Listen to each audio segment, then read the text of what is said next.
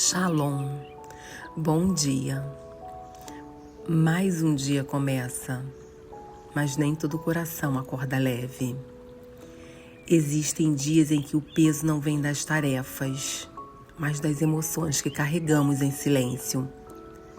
Talvez você já tenha se sentido injustiçado, talvez já tenha olhado ao redor e percebido como o mundo pode ser duro. Ou talvez, mesmo cercado de pessoas, você tenha sentido solidão.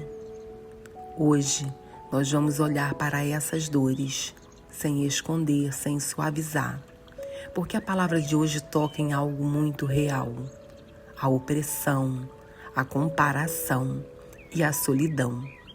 Fique comigo até o final, porque essa mensagem não apenas revela a dor, ela aponta um caminho.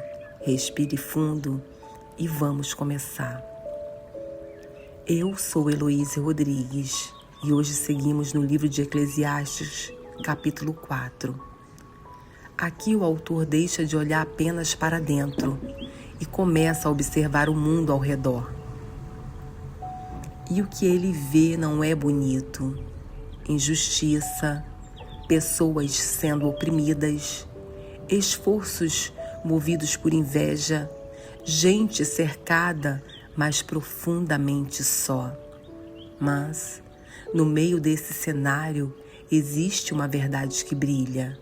Que essa palavra te alcance hoje, especialmente se o seu coração estiver cansado.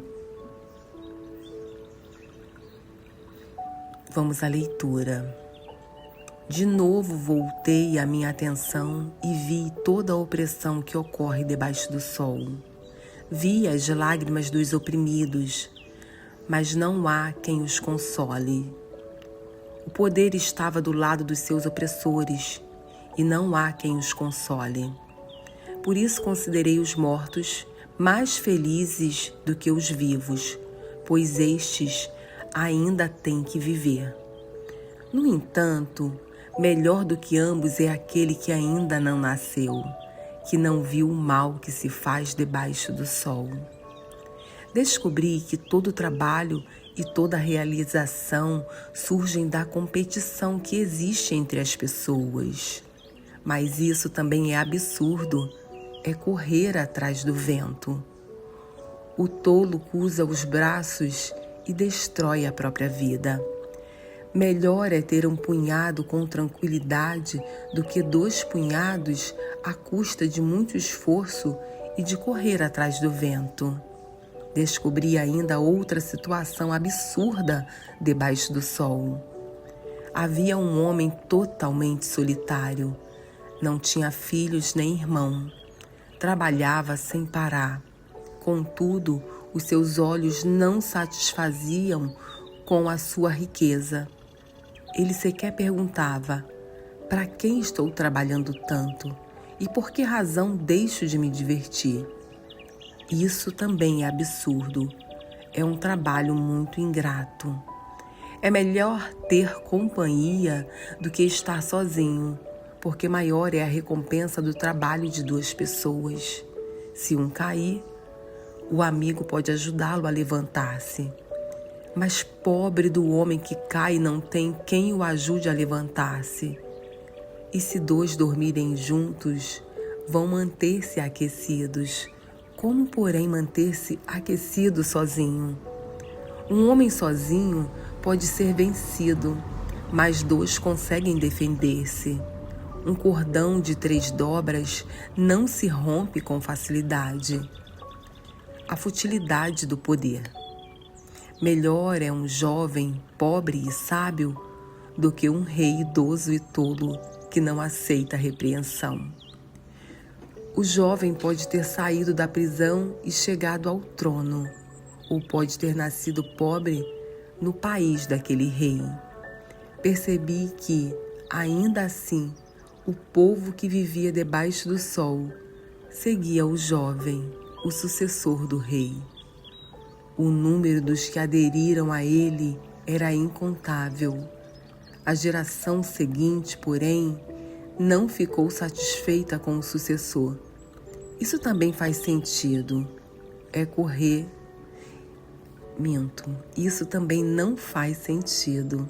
É correr atrás do vento. Respire. O texto começa com algo forte. Ele vê os oprimidos chorando e ninguém os consola. Depois ele observa algo ainda mais sutil.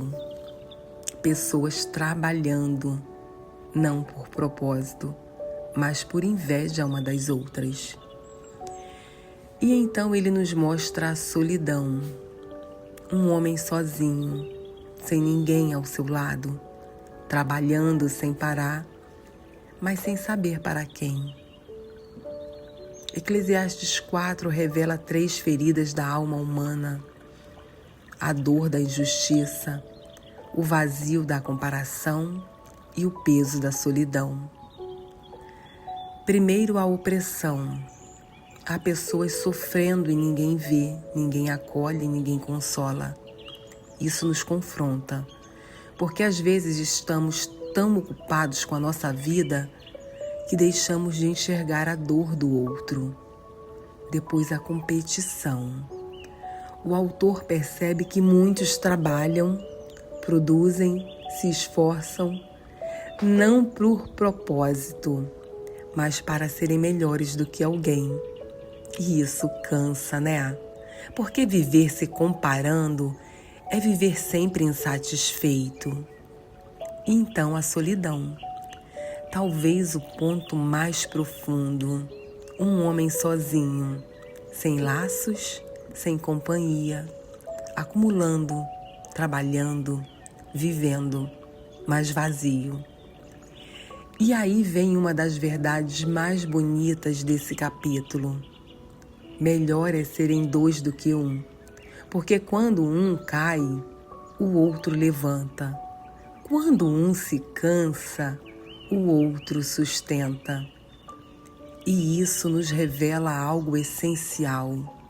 Nós não fomos feitos para caminhar sozinhos, nem na dor, nem na vida. Hoje, ao começar o seu dia, reflita com sinceridade. Você tem vivido se comparando com alguém? Você tem carregado dores em silêncio? Você tem caminhado sozinho, mesmo estando cercado? Talvez Deus esteja te chamando hoje, não para fazer mais, mas para se conectar melhor. Olhar para o outro com compaixão, parar de competir e começar a viver com propósito. E também permitir que alguém caminhe com você, porque até a força precisa de companhia. Oremos. Senhor, nesse início de dia nós colocamos diante de Ti as dores que muitas vezes não conseguimos expressar. Se há feridas causadas por injustiça, traz consolo. Se há cansaço causado pela comparação, traz libertação. Se há solidão, mesmo no meio de pessoas, traz conexão verdadeira. Ensina-nos a olhar para o outro com amor, a viver sem inveja, a caminhar com humildade e também, ó Pai, nos ensina a aceitar a ajuda, a não carregar tudo sozinhos. Coloca pessoas certas ao nosso redor, Senhor. E faz de nós também respostas na vida de alguém. Que hoje não seja um dia solitário, mas um dia de encontros, de apoio e de cuidado. Amém? Se essa palavra falou com você hoje, se ela trouxe luz para sentimentos que estavam guardados, eu te convido a continuar essa caminhada comigo. Estamos seguindo juntos capítulo por capítulo, permitindo que Deus trate áreas profundas do nosso coração. Se você deseja caminhar assim, inscreva-se no canal e ative o sininho, para começar cada manhã com direção, verdade e presença.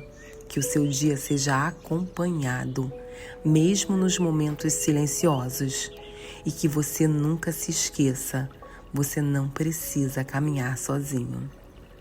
Shalom.